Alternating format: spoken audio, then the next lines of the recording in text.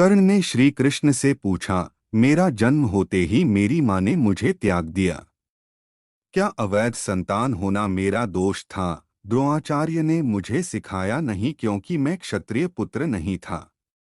परशुराम जी ने मुझे सिखाया तो सही, परंतु श्राप दे दिया कि जिस वक्त मुझे उस विद्या की सर्वाधिक आवश्यकता होगी, मुझे उसका विस्मरण होगा, क्योंकि उनके अनुसार मैं क्षत्रिय नहीं था। केवल संयोगवश एक गाय को मेरा बाण लगा और उसके स्वामी ने मुझे श्राप दिया, जबकि मेरा कोई दोष नहीं था। द्रौपदी स्वयंवर में मेरा अपमान किया गया।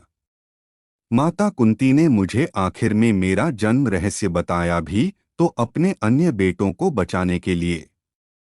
जो भी मुझे प्राप्त हुआ है दुर्योधन से ही हुआ है। तो अगर मैं उसकी तरफ से युद्ध लड़ता हूं तो मैं गलत कहाँ हूं?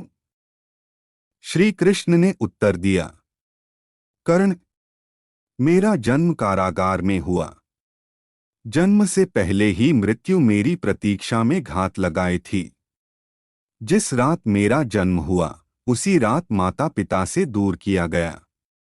तुम्हारा बचपन खड़ग, रथ, घोड़े, धनुष और बाण के बीच उनकी ध्वनि सुनते बीता।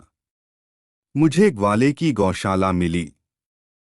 गोबर मिला और खड़ा होकर चल भी पाया। उसके पहले ही कई प्राणघातक हमले झेलने पड़े। कोई सेना नहीं, कोई शिक्षा नहीं। लोगों से ताने ही मिले कि उनकी समस्याओं का कारण मैं हूं। तुम्हारे गुरु जब तुम्हारे शौर्य की तारीफ कर रहे थे, मुझे उस उम्र में कोई शिक्षा भी नहीं मिली थी। जब मैं 16 वर्षों का हुआ तब कहीं जाकर ऋषि सांदीपन के गुरुकुल पहुंचा। तुम अपनी पसंद की कन्या से विवाह कर सके। जिस कन्या से मैंने प्रेम किया वो मुझे नहीं मिली और उनसे विवाह करने पड़े जिन्हें मेरी चाहत थी या जिनको मैंने राक्षसों से बचाया था।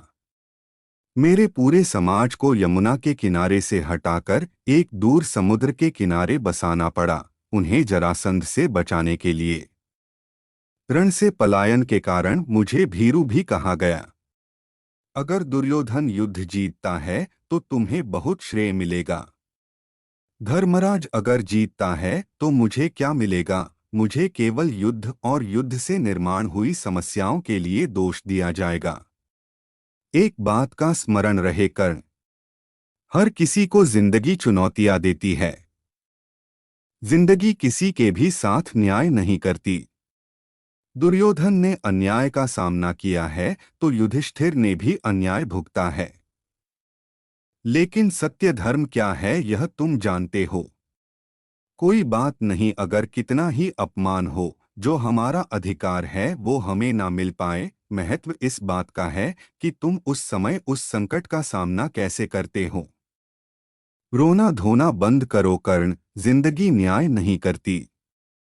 इसका मतलब यह नहीं कि तुम्हें अधर्म के पथ पर चलने की अनुमति है।